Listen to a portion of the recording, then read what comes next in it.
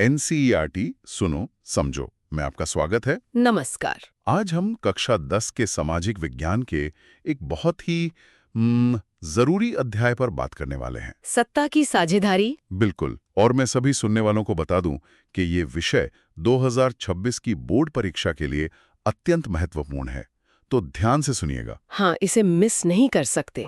चलिए एक सवाल से शुरू करते हैं। जब किसी देश में आप सोचिए अलग अलग भाषा, धर्म या संस्कृति के लोग रहते हैं तो क्या होता है? क्या सत्ता सिर्फ उस समूह के हाथ में होनी चाहिए जिनकी संख्या सबसे ज्यादा है, या फिर उसे सबके बीच बांटना चाहिए? ये सिर्फ एक किताबी सवाल नहीं है ना? नहीं, बिल्कुल नहीं। एनसीईआरटी सुनो समझो के हमारे नोट्स हमें यही बताते हैं कि इसी एक सवाल के जवाब ने मतलब एक देश को तो गृह युद्ध की आग में झोंक दिया और दूसरे को यूरोप का दिल बना दिया। बिल्कुल। हाँ, तो आज हम बेल्जियम और श्रीलंका की कहानियों के जरिए ये समझेंगे कि सत्ता की साझेदारी लोकतंत्र के लिए आखिर क्यों इतनी जरूरी है और इसके मतलब क्या-क्या तरीके हो सकते हैं। हाँ, तो चाहिए इस दिलचस्प विषय की परतों को खोलते हैं। सबसे पहले बात करते हैं बेल्जियम की। एनसीईआरटी सुनो समझो के नोट्स के हिसाब से ये यूरोप का एक छोटा सा देश है। बहुत छोटा, हमारे हरियाणा राज्य से भी छोटा। हाँ, लेकिन यहाँ की जो जातीय बुनावट है वो बहुत ही जटिल है। बहुत ज्यादा। आंकड़ों पर ध्यान देना यहाँ बहुत जरूरी है। देश की कुल आबादी का 59% हिस्सा 59%? हाँ, 59% फ्लेमिश इलाके में रहता है और डच भाषा बोलता है। ठीक है, तो ये बहुत संख्यक हुए। फिर 40% लोग वेलोनिया क्षेत्र में रहते हैं और फ्रेंच बोलते हैं, और बचा हुआ 1% वो जर्मन बोलते हैं। लेकिन कहानी में एक दिलचस्प मोड़ है। हाँ, और वो मोड़ है राजधानी ब्रुसेल्स। बिल्कुल, वहां स्थिति एकदम उल्टी है। पूरी तरह से। ब्रुसेल्स में 80% लोग फ्रेंच बोलते हैं।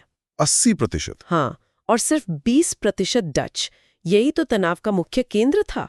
मतलब जो देश में अल्पसंख्यक हैं वो राजधानी में बहुसंख्यक हैं। और सिर्फ इतना ही नहीं, जो अल्पसंख्यक फ्रेंच भाषी लोग थे वो तुलनात्मक रूप से ज्यादा अमीर और ताकतवर भी थे। अच्छा। इससे जो बहुसंख्यक डच भाषी लोग थे उनमें बहुत नाराजगी थी। समझ गया। अब इसी स्थिति की तुलना हम एक और देश से करते हैं, श्रीलंका से। हाँ, जो कि एक द्वीपीय देश है। यह भी एक छोटा देश है। बिल्कुल। और एनसीईआरटी सुनो समझो के नोट्स बताते हैं कि श्रीलंका की आबादी में जो सबसे प्रमुख सामाजिक समूह है वो सिंघलियों का है। और उनका प्रतिशत कितना है? कुल जनसंख्या का 74%। 74%? हाँ, ये तो बहुत ही बड़ा आंकड़ा है। हाँ, बहुत बड़ा बहुमत। फिर तमिलों का नंबर आता है जो करीब 18% है। और धर्म के हिसाब से? सिंघली मुख्य रूप से बौद्ध है, जबकि तमिल हिंदू और मुसलमान। तो यहाँ सिंघली समुदाय का बहुमत इतना बड़ा था कि मतलब वो चाहते तो देश में अपनी मनमानी चला सकते थे। तो सवाल यही था कि दोनों देशों में ये जो ताकतवर समूह थे वो क्या करेंगे? क्या वो ताकत को बांटेंगे या उसे दूसरों पे थोपेंगे? और यहीं से दोनों की कहानी बिल्कुल अलग हो जाती है। तो चलिए पहले श्रीलंका की बात करते हैं। उन्होंने कौन सा रास्ता चुना? श्रीलंका ने जो रास्ता चुना उसे बहुसंख्यकवाद कहते हैं। बहुसंख्यकवाद? हाँ, ये एक ऐसी सोच है जो मानती है कि अगर कोई समुदाय संख्या में ज्यादा है तो वो देश पर अपनी मर्जी से शासन कर सकता है। और अल्पसंख्यकों की इच्छाओं की परवाह किए बिना? बिल्कुल, उनकी अनदेखी करके। तो ये तो सुनने में ही काफी खतरनाक लग रहा है। और ये हुआ भी। 1948 में आजादी के बाद सिंघले समुदाय के नेताओं ने अपनी बहुसंख्यक के दम पर शासन पर प्रभुत्व जमाना चाहा। और उन्होंने क्या कदम उठाए? कई कदम उठाए। जैसे 1956 में एक कानून बनाया गया। 1956 में? हाँ, और उस कानून ने तमिल भाषा को दरकिनार करके सिंघली को देश की एकमात्र राजभाषा घोषित कर दिया। सिर्फ सिंघली को? सिर्फ सिंघली को। और ये तो बस शुरुआत थी। सरकारी नौकरियों और विश्वविद्यालयों में भी सिंघलियों को प्राथमिकता दी जाने लगी। अच्छा। इन फैसलों ने श्रीलंकाई तमिलों में बहुत ज्यादा नाराजगी और मतलब एक बेगानेपन की भावना को बढ़ाया। स्वाभाविक है। उन्हें लगा कि उनके साथ भेदभाव हो रहा है, उनके हितों की अनदेखी हो रही है। और फिर धीरे धीरे तमिल और सिंघली समुदायों के बीच के जो संबंध थे वो बिगड़ते चले गए। और इस टकराव ने इसने एक भयानक गृह युद्ध का रूप ले लिया। गृह युद्ध? हाँ, इस गृह युद्ध में हजारों लोग मारे गए और देश की सामाजिक और आर्थिक प्रगति पूरी तरह से रुक गई। ये युद्ध जाके 2009 में खत्म हुआ। एक बहुत बड़ी कीमत चुकानी पड़ी, सिर्फ सत्ता ना बांटने की वजह से। अब देखते हैं कि बेल्जियम ने क्या किया। हमारे एनसीईआरटी सुनो समझो के नोट्स के मुताबिक बेल्जियम के नेताओं ने श्रीलंका से बिल्कुल अलग रास्ता अपनाया। बिल्कुल उल्टा। उन्होंने एक क्षेत्रीय और सांस्कृतिक विविधताओं को एक समस्या नहीं बल्कि एक हकीकत के तौर पर स्वीकारा। और उन्होंने किया क्या इसके लिए? उन्होंने 1970 और 1993 के बीच अपने संविधान में 4 बार संशोधन किए। 4 बार? हाँ, 4 बार। सिर्फ इसलिए ताकि देश में किसी को भी बेगानेपन का एहसास ना हो और सब मिलजुल कर रह सकें। तो इस बेल्जियम मॉडल की कुछ खास बातें क्या थीं? हाँ, तो इसकी कुछ बहुत ही अनोखी बातें हैं। पहली, केंद्रीय सरकार में डच और फ्रेंच भाषी मंत्रियों की संख्या समान रहेगी। बराबर? संख्या में कम होने के बावजूद? हाँ, बिल्कुल बराबर। ताकि कोई एक समुदाय अकेले फैसले ना ले सके। अच्छा, ये तो बहुत बड़ी बात है। दूसरी बात, केंद्र सरकार की अनेक शक्तियां देश के जो 2 इलाके थे उन क्षेत्रीय सरकारों को दे दी गईं। मतलब शक्तियों का बंटवारा कर दिया गया। हाँ, जिसे हम विकेंद्रीकरण कहते हैं। तीसरा, ब्रुसेल्स में एक अलग सरकार बनाई गई, राजधानी के लिए अलग से। जी हाँ, और उसमें भी दोनों समुदायों का समान प्रतिनिधित्व था। और चौथी और सबसे अनोखी बात, वो थी सामुदायिक सरकार, कम्युनिटी गवर्नमेंट। ये क्या था? ये एक तीसरे स्तर की सरकार थी। इस सरकार को डच, फ्रेंच और जर्मन बोलने वाले लोग चुनते थे, चाहे वो कहीं भी रहते हों। और ये सरकार संस्कृति, शिक्षा और भाषा जैसे मसलों पर फैसले लेती थी। तो वाह, मतलब ये मॉडल सुनने में तो काफी जटिल लगता है। जटिल है, लेकिन ये बेहद सफल रहा। और इसका नतीजा? नतीजा ये हुआ कि देश गृह युद्ध की आशंकाओं से बच गया, भाषा के आधार पर टूटने से बच गया। और एनसीईआरटी सुनो समझो हमें ये भी बताता है कि इसी सफलता के कारण ब्रुसेल्स को यूरोपीय संघ का मुख्यालय चुना गया। बिल्कुल, एक बहुत बड़ा सम्मान। तो इन 2 कहानियों से हमें क्या सीख मिलती है? हमारे एनसीईआरटी सुनो समझो के नोट्स के हिसाब से सत्ता की साझेदारी आखिर जरूरी क्यों है? इसके पक्ष में 2 तरह के तर्क दिए जा सकते हैं। हाँ, 2 तर्क। पहला है युक्तिपरक तर्क। युक्तिपरक मतलब जो लाभ हानि पर आधारित हो, एक प्रैक्टिकल तर्क। अच्छा, प्रैक्टिकल। इसका मतलब ये है कि सत्ता का बंटवारा करना अच्छा है, क्योंकि इससे अलग-अलग सामाजिक समूहों के बीच टकराव की आशंका कम हो जाती है। मतलब शांति बनी रहती है। हाँ, जब टकराव नहीं होगा तो राजनीतिक स्थिरता बनी रहेगी।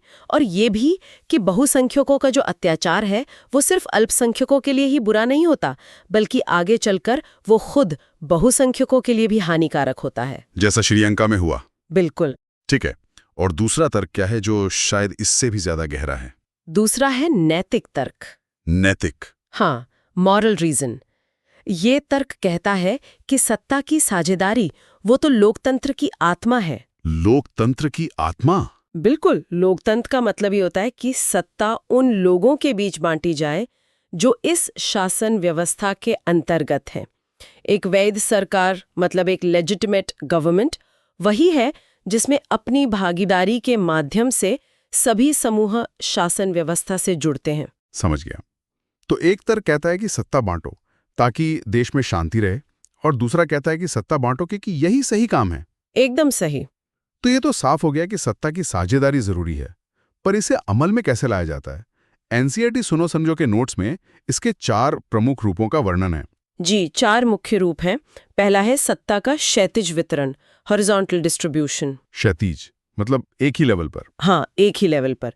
इसमें सत्ता सरकार के विभिन्न अंगों जैसे विधायिका, कार्यपालिका और न्यायपालिका के बीच बंटी रहती है। लेजिस्लेचर, एग्जीक्यूटिव और जुडिशरी। बिल्कुल, इसे नियंत्रण और संतुलन की व्यवस्था भी कहते हैं, जहां हर अंग दूसरे पर अंकुश रखता है।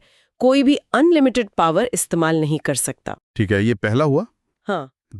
दूसरा है सत्ता का ऊर्ध्वाधर वितरण, वर्टिकल डिस्ट्रीब्यूशन। वर्टिकल मतलब ऊपर से नीचे। हाँ, इसमें सरकार के विभिन्न स्तरों जैसे केंद्र सरकार, फिर राज्य सरकार और फिर स्थानीय सरकार जैसे नगरपालिका या पंचायत, इनके बीच सत्ता का बंटवारा होता है, जैसे भारत में है। बिल्कुल। तीसरा रूप है विभिन्न सामाजिक समूहों के बीच सत्ता का बंटवारा, जैसे बेल्जियम में हुआ। हाँ, बेल्जियम में सामुदायिक सरकार इसका सबसे अच्छा उदाहरण है। या जैसे भारत में हम देखते हैं कि कमजोर समुदायों के लिए कुछ चुनाव क्षेत्र आरक्षित होते हैं ताकि उनकी भी आवाज सुनी जा सके। Of course. बिल्कुल। और चौथा और आखिरी रूप वो है राजनीतिक दलों, दबाव समूहों और आंदोलनों के बीच सत्ता का बंटवारा। ये कैसे होता है? देखिए, जब सत्ता बारी बारी से अलग अलग पार्टियों के हाथ में आती है या जब 2 या अधिक पार्टियां मिलकर गठबंधन सरकार बनाती हैं, तो वो भी सत्ता की साझेदारी है। बिल्कुल हाँ, वो भी है।